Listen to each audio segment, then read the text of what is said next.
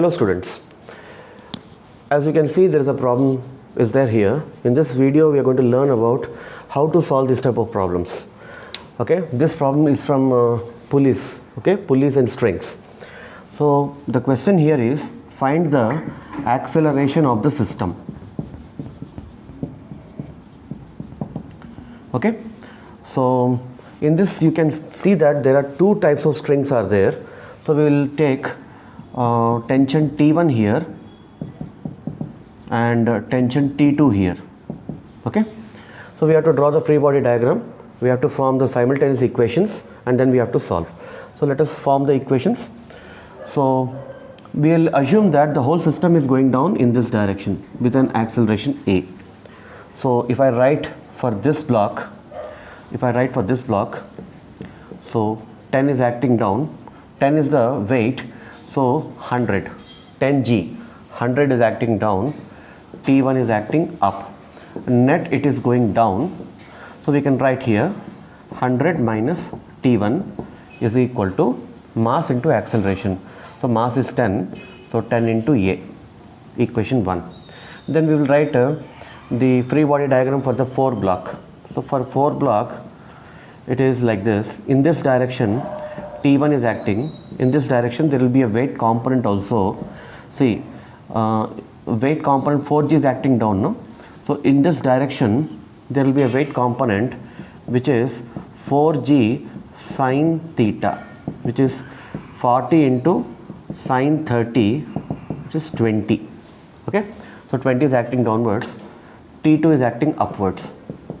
Because this weight is going downwards, this also will go downward. So the acceleration is in this direction.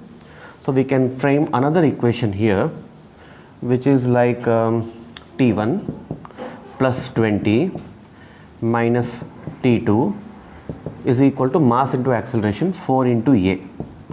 This is my equation 2. Then we will move to this. You see here that this block is not touching the wedge, so no normal reaction will be formed here. So if I cut a section here, it will look like this. So 20 downwards, T2 upwards, and because this is going down, this will go up. So this is T2 minus 20 is equal to mass is 2, so 2 into A. So we have to solve these three equations now.